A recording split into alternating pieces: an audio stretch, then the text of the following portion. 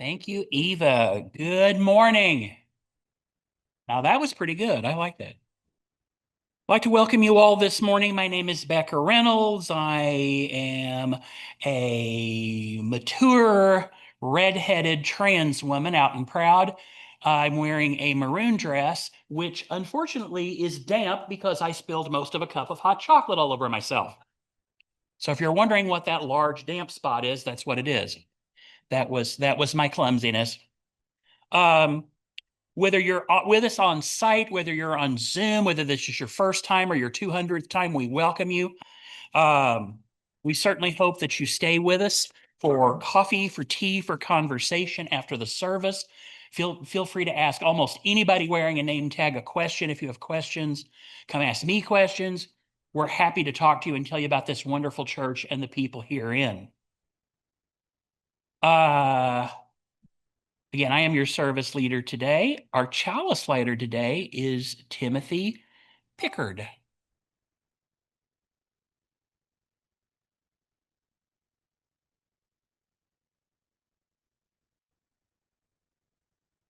We light this chalice for all who are here and for all who are not, for all who have ever walked through our doors, for those who may yet find this spiritual home, and for those who can't even yet imagine. For each of us and all of us, may this flame burn warm and bright.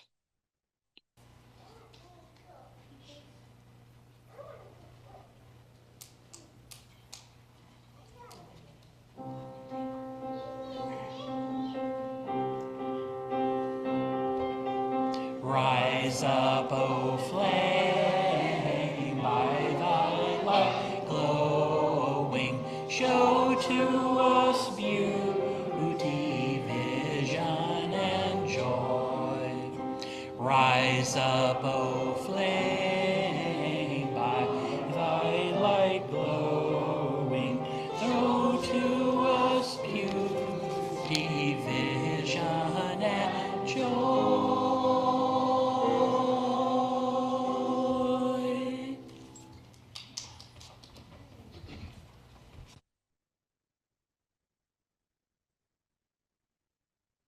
Hi, everyone. My name's Colin.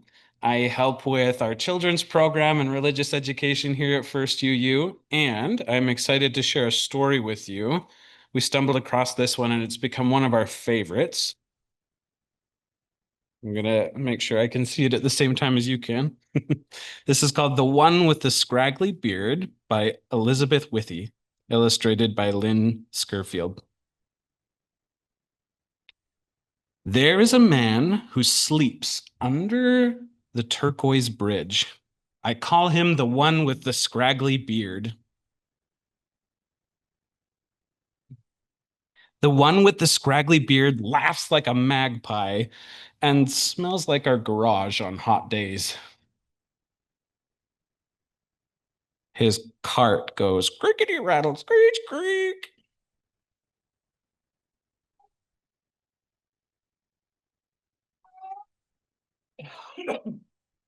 He's missing a front tooth, just like me. My mother says I'll grow a new one, but the one with the scraggly beard won't.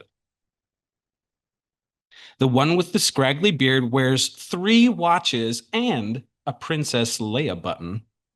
He can eat 5 hamburgers in a row. And he always forgets to brush his hair, like me. His pockets are full of tools. My pockets are full of rocks.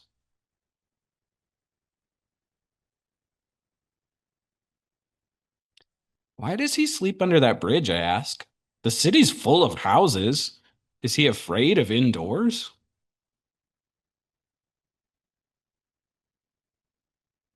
My mother says he's not afraid of anything, except maybe the dark, like me.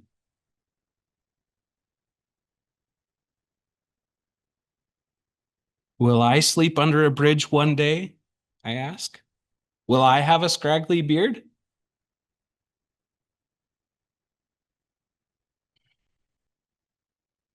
My mother says life is like the sea, sometimes smooth and sometimes very rough.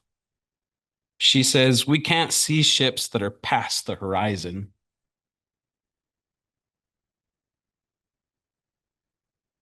Does the one with the scraggly beard have a ship, I ask? Is he a pirate?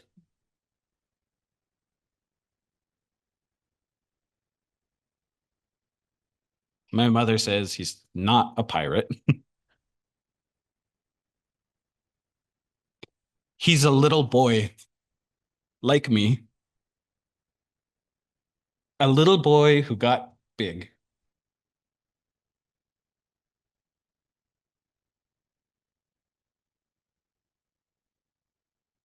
Thank you.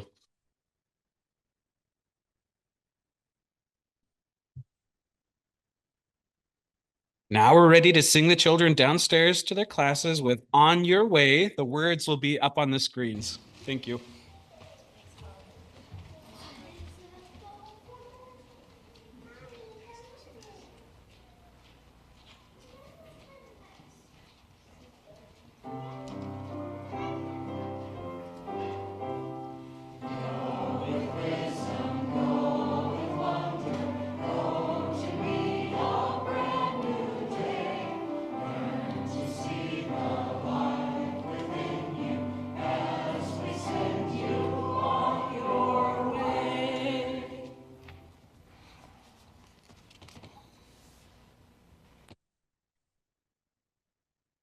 Today's words of invitation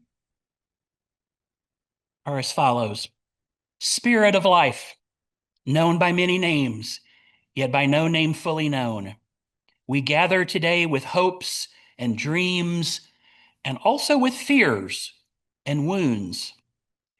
May we be reminded that all things come and go, that today's joys and tomorrow's sorrows will in time give way to those of tomorrow, and that those of us who have strength to share today ought to do so while we can.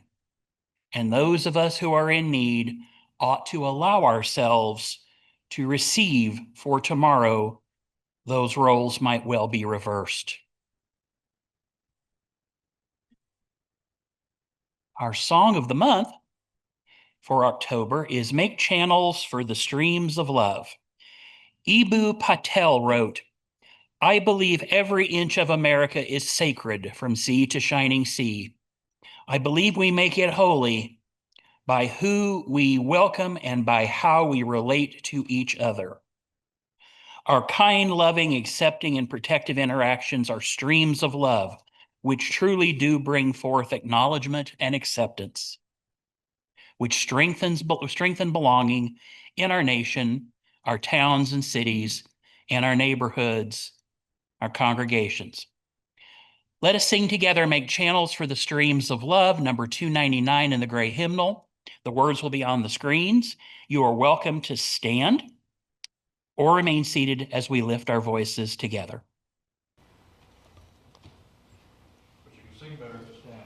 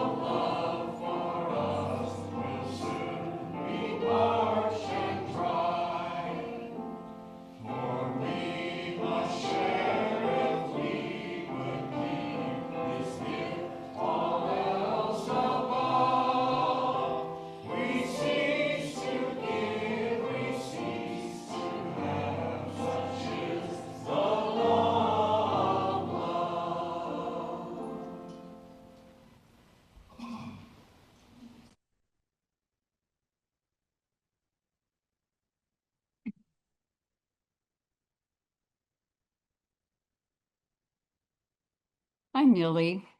My pronouns are she and her. I'm a member of the Pastoral Care Circle. As a community, we share joys and concerns to keep connected. Slips of paper are available at the greeters table for those in the sanctuary to use for joys and concerns. During the week, you may send your joys and concerns by email to pastoralcare@springfielduu.org or by leaving a voicemail on the church phone 417-883-3922.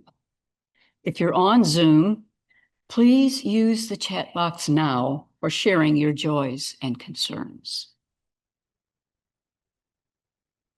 All of these joys and concerns will be included in the members' email on Tuesday.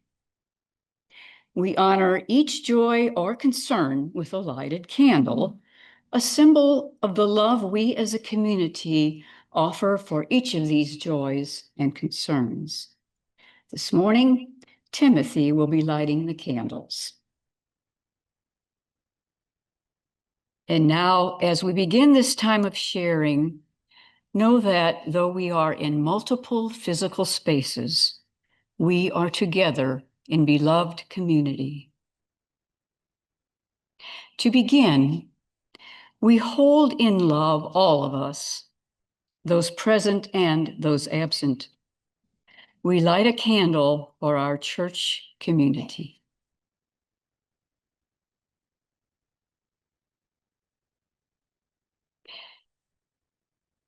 From Lauren Brigman, after 4 years of infertility, we discovered I am 5 weeks pregnant.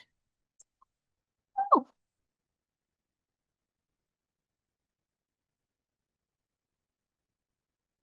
I've never read one of those before.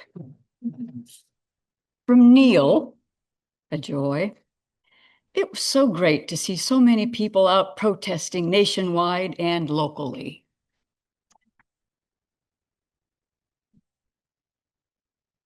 From Sherry, a joy for the No Kings patriots who showed up yesterday to protest the current administration's multiple abuses of power.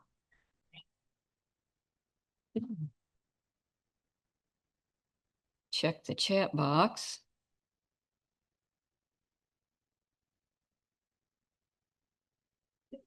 From Jane, Walt and I are happily celebrating 55 years of marriage this week. So we light a candle of joy.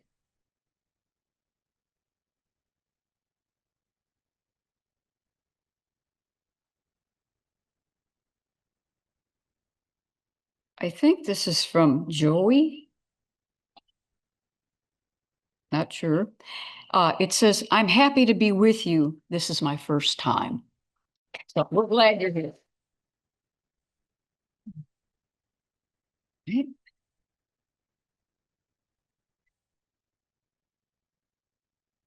We honor the complex and heartbreaking struggles of our world. We light a candle for all who are impacted. In closing, for those joys and concerns that remain unspoken in our hearts, we light a candle. May we hold each of these joys and concerns in our hearts and minds. May our community of love ease sorrow and boost celebration. Let us now join together in 1 minute of shared silence, followed by Spirit of Life.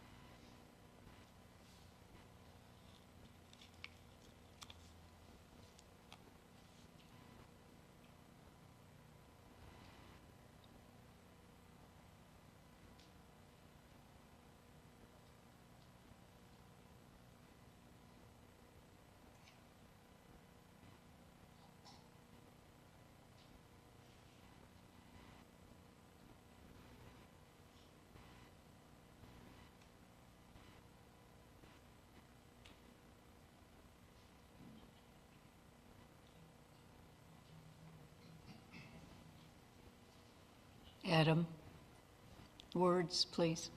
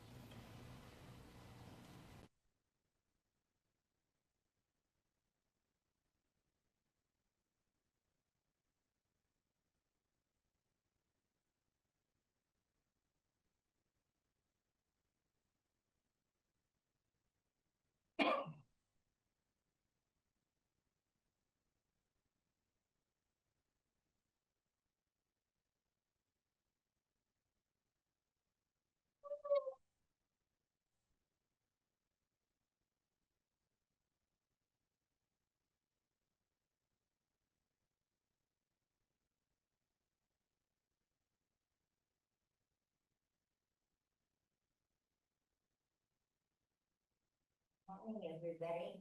Good morning. Can you hear me? Yes.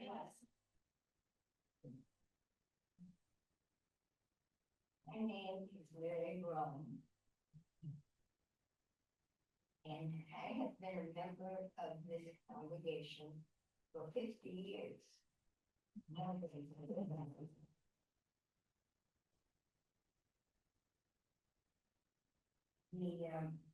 The question that I am discussing this morning is,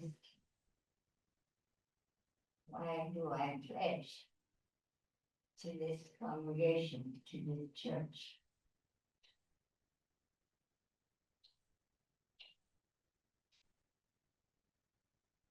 And I have 3 points to make to explain this fact. First of all, I love this church. I love the congregation. And I love the diversity of our congregation at all times. And my second point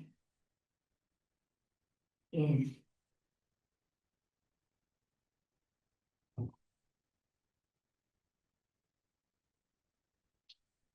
that I understand that the board of our church needs to know ahead of time what funds they're going to have to work with to maintain the church so that it can operate smoothly. This is very important, obviously. And my final reason for making a pledge, and I've made a pledge, and my first husband, who is no longer with us, and my second husband, John, who many of you knew, we always pledged every year to the church. And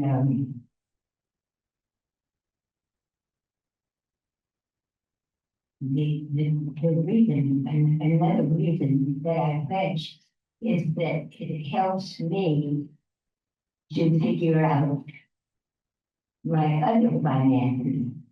But because I figure out my amount to pledge, and based on that, I figure out all my other finances. So I'm asking all of you who also have learned to love this wonderful church, to do your best to make a pledge so that the church will be here for many, many years to come. Thank you for letting me address the church on this subject. It's a very important subject for all of us. Thank you.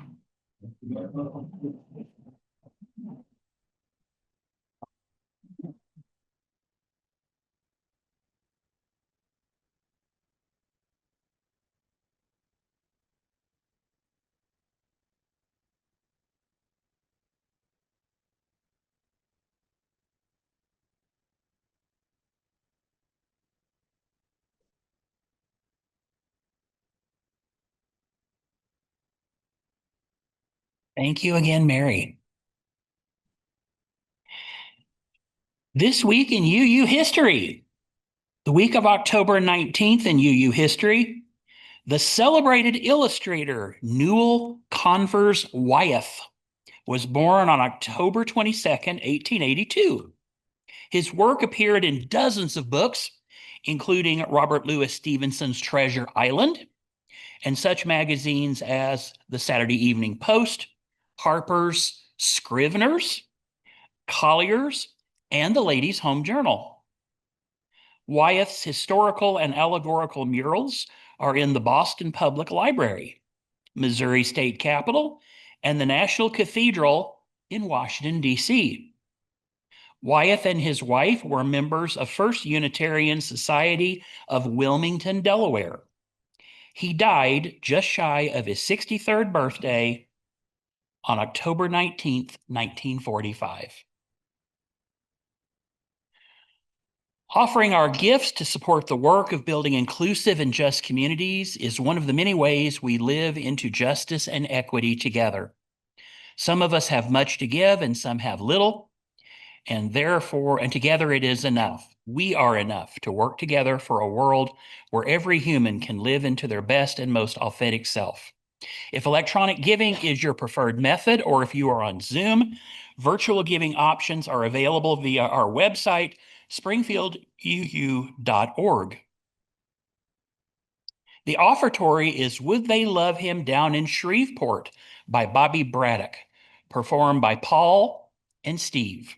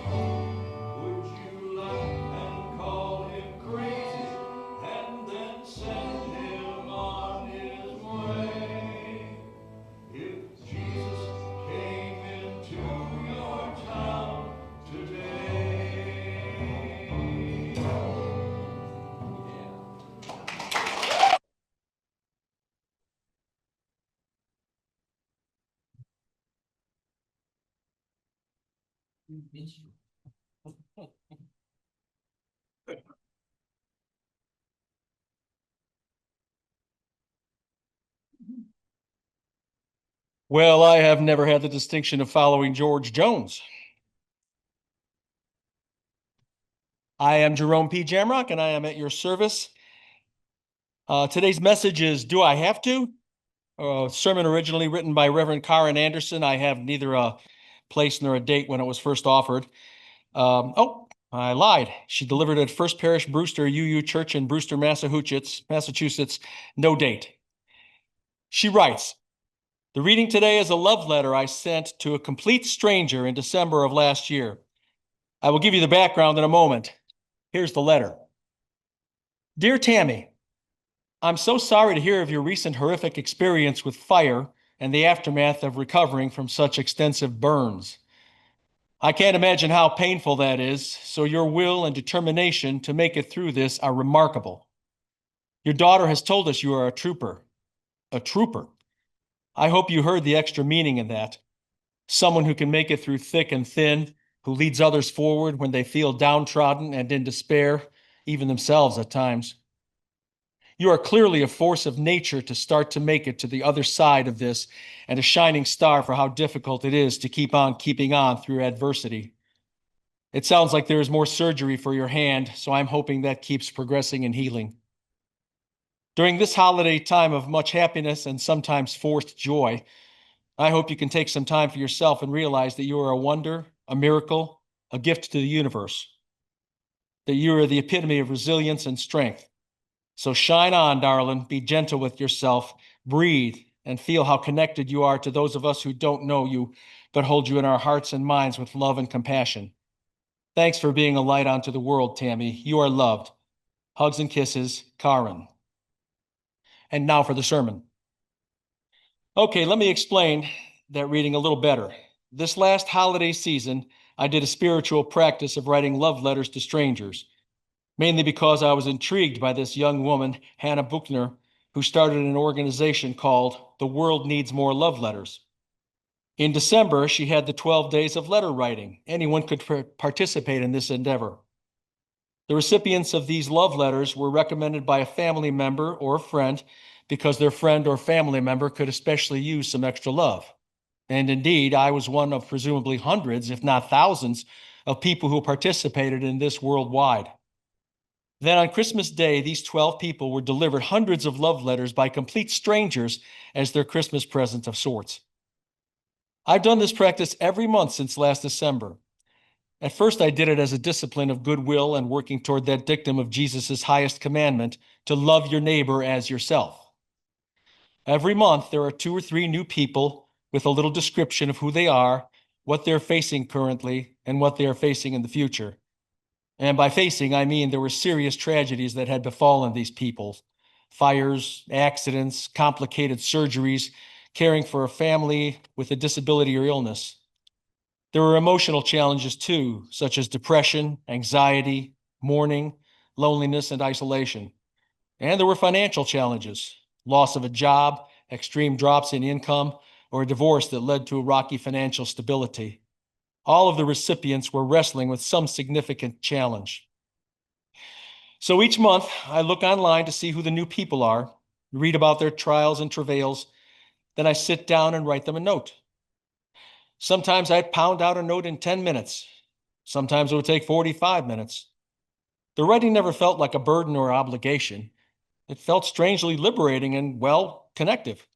We need a better word in English, more than connective, because with each letter, I felt like I was becoming a true neighbor or even a faraway friend because of how much love and compassion I now hold for them. As I've reflected on that, I've tried to figure out, why is that? What made it so easy to feel close to them and have no compassion for them? I think it's because these weren't just strangers, they were strangers whose story I now knew, which means they weren't really strangers anymore. And as I kept thinking about all this, it left me with a pickle. It left me asking myself, what do I do with the strangers who stay strange? Or to put it another way, if knowing someone's story is the key to having compassion for others, are we doomed when it comes to people whose stories we never know? Well, at first it really stuck. It seemed like we were a bit doomed. But then I thought about church, or more specifically, I thought about being a minister. Let me explain. If there's one thing that being a minister has taught me, it's that we all suffer. After over 20 years in the ministry, it's hit me that nobody escapes what I call the big three, the triad of mental health issues, addiction, or abuse. For some people, it's all three. For others, it's just one. But somewhere in people's larger family system or circle of friends, there is always at least one of these big three that is played out in their life.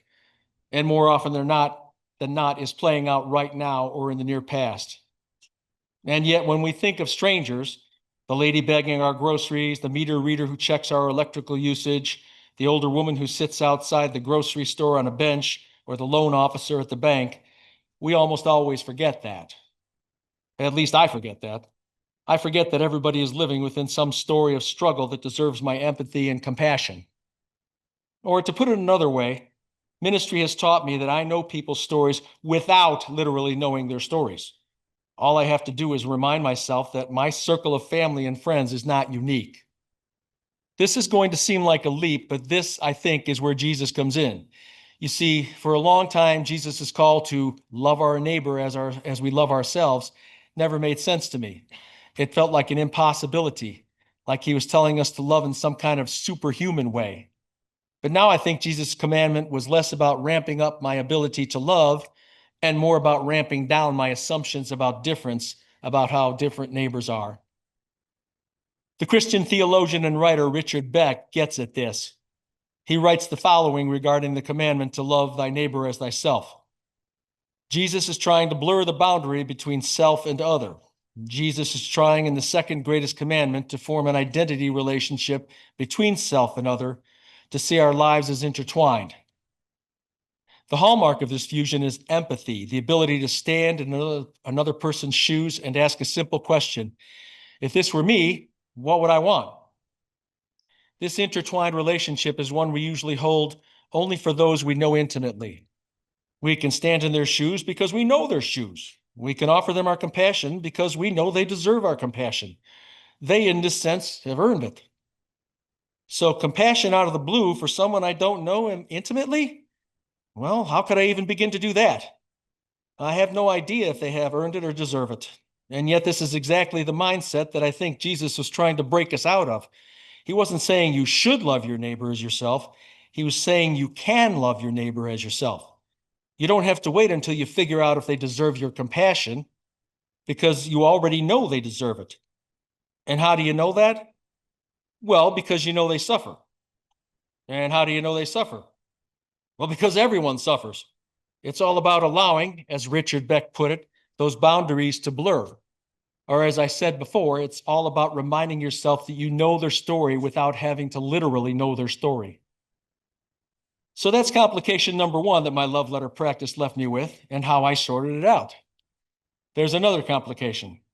The people who were nominated to receive the love letters had nominations that were written in compassionate terms, as in the stories were shared by someone who already loved them, and so were presenting them in a loving light. But when we meet most strangers, that loving light just isn't there. It's often more of a gray, dingy light. The list of strangers I brought up a bit ago, the lady bagging the groceries, the meter reader who checks our electrical usage, the older woman who sits outside the grocery store on a bench, the loan officer at the bank. Well, the truth is we often catch them on a bad or just normally exhausted day, which means they are likely to be mean, dismissive, rude, or indifferent. Far from being bathed in a heartwarming light, they aren't even bathed in a likable light. So once again, if that's the story I'm presented with, how the heck am I supposed to stir up compassion for them? Well, again, Jesus came to my rescue, because I remembered that he didn't say, like your neighbor, he said, love your neighbor. And the difference between like and love is frankly kind of vast. A colleague of mine gets at this so well. He was talking to a larger group of us on the topic of love, and he said, like is when you know the best side of someone and like them because of that. Love is when you see the worst side of someone and not just love them despite it, but love them because of it. Another way of saying this is, Like is often about positive/attractive traits, but love is about holding one another in our wholeness. It's not just the pretty, fun, or convenient parts of the other person, but all of their messy bits as well. I was reminded of what the Buddha said about this when he was asked, what is the difference between like and love? He said, when you like a flower, you just pick it. But when you love a flower, you water it daily. The one who understands this understands life. What is he saying here? I think he's trying to get us to see that we can detach likability from compassion. Or to put it another way, I think he's trying to get us to see that we don't have to like someone to root for them and care for them. This challenge to distinguish between like and love has come into my life multiple times, but I don't think more so than when I was starting in the ministry. I was doing an internship of sorts with a colleague in New York City, and he asked me to go visit a parishioner who was particularly salty, let me say. This person was never in a good mood. They were quick to judgment and criticism and often treated my mentor with disrespect and sass. My visit with them wasn't much better, but I remember sitting down with my colleague later and asking him, how do you show up for that guy when he is in the hospital and sick? What gets you there besides an obligation and duty? And he said to me, I see the ministry as a commitment to my congregation to live into Jesus' dictum to love your neighbor as yourself. I don't always have to like my parishioners, and in truth, I don't like some of them that much, but I do have to love them. Not because I'm obligated or duty bound or paid to do it, but because there's a spiritual discipline in it, of showing up with a genuine desire to support their growth and betterment, a genuine desire for their path to be easier, and a genuine desire to do what it takes to make it easier. That is how I think of love, which is greater than whether or not I like them or not. I see it as central to my calling and work. That right there was perhaps the best piece of advice I ever got in the ministry, and one I've tried to keep true to my own call and heart. It helps me remember. I don't have to like the folks in my congregation all the time, but I am called to love them all the time. Which again doesn't mean that we even have to enjoy each other, but instead means we want the best for each other, whether people have earned it or not. Here's the thing though, friends. I have found it tremendously challenging to take this outside the congregation's walls. I have the blessing of knowing many of my parishioners' stories. So when they aren't having the best of days, because I know some of their story, I can give them slack. I can put their not so great behavior into a wider frame. So yes, the challenge, it seems to me, for all of us, is how do we quite literally take this outside of our walls? How do we get there? How do we live into this bizarre and challenging call to love our neighbor, even when we don't necessarily like them? Well, simply put, I think it takes practice. It's just not something we can think ourselves into or that I could talk us into. So with this need for practice on my mind, I found myself taken back to memory. Here it is. A couple of years ago, in the dead of winter, I met a parishioner at the church I was serving in Rochester, New York. We were going to a Soul Matters meeting at our partner church in Canandaigua, and we're going to leave her car at a bus lot near where I lived, so we could travel together to the meeting, and then I could drive her back, and we could each go our own way home from the bus lot after the meeting. So I got in my car at the church in Rochester, and she got in hers, and she followed me down to the bus lot. Now, it was snowing heavily. The roads were getting sketchy. The sky was filled with those big flakes that slap onto the windshield and take forever to melt. The snow made visibility difficult, and the cars around us on the way down were slipping and sliding, so we were taking it slow, inching our way down to the bus lot. Now, I knew the young woman behind me had been in a very serious car accident the year before with her sister, where the car had flipped and rolled a few times. They were both lucky to be alive, much less walk away from the accident. And knowing that she had been in this crash, I'm in my car thinking, I hope this doesn't freak her out too much because this weather is awful and it's kind of freaking me out a bit. It took us about 20 minutes longer to get where we were going than normal. We arrived at the parking lot. She got out of her car. I got into mine and I turned on her seat warmer because I'm a very nice person. And then we started our pilgrimage to our meeting. I pulled out of the parking lot and she said to me, I just had the best experience of driving with the snow coming down and the moonlight making it seem like all the other drivers were in slow motion. And I'm following someone I love, someone who gives my life value, meaning me. And I started looking at all the cars around me and thinking to myself, I don't know that person, but they could be one more person to love. They could be one more person to love, so I just smiled at each car and sent love their way. I looked at her and thought, who the hell are you? But holy cow, she meant it. It wasn't fake. And I thought how transcendent to have that kind of open-heartedness. Like you have this space inside of you that your heart can take on love over and over again, and it will never get full, never run out of room, never need or want to reject another. It was a beautiful image. I almost said it out loud. Who are you? Later that night, after I dropped her off, I drove for a couple of miles thinking about my first thought of her. Who are you? And then I turned it on myself. Maybe, just maybe, that should be my practice every time I get in the car, that I think to each passerby, maybe that person is one more person to love.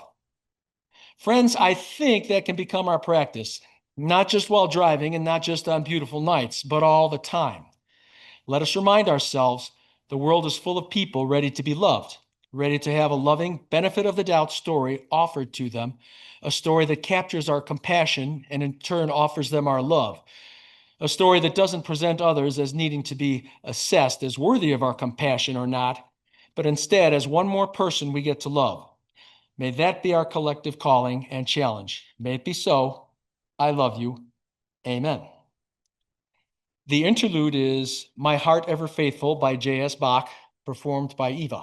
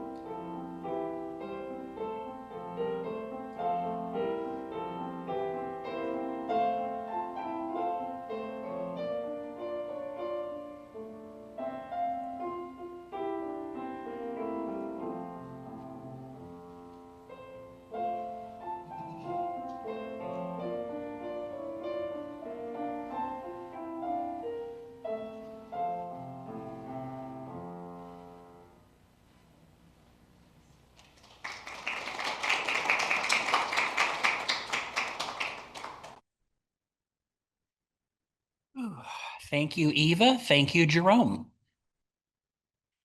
Our closing words today come from the UUA's website, Worship Web.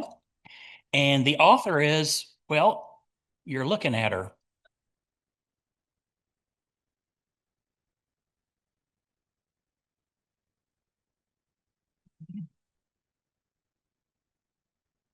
May love permeate your every heartbeat. May faith guide your every step. May truth and compassion be your eternal traveling companions. And may a deep abiding spirit rest joyously in your every waking wish and your every resting dream. Our final hymn today is Just As Long As I Have Breath. It's number 6 in the gray hymnal. The words will be on the screen. You may sit or stand to sing, and you may remain standing after the song for our chalice extinguishing and unison sending words.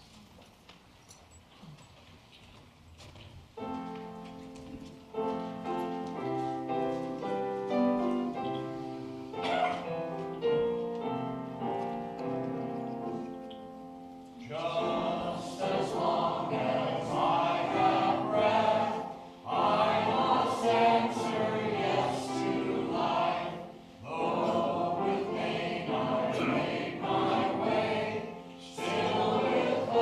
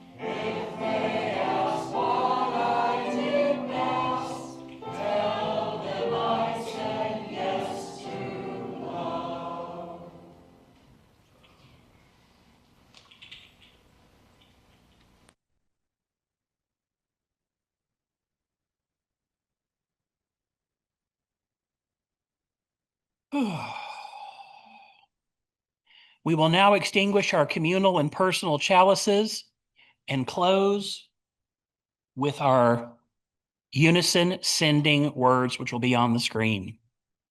Our service here is ending. Our service to the world begins anew. Go in peace. Please remain for coffee, tea, conversation. We would love to visit with you. Thank you.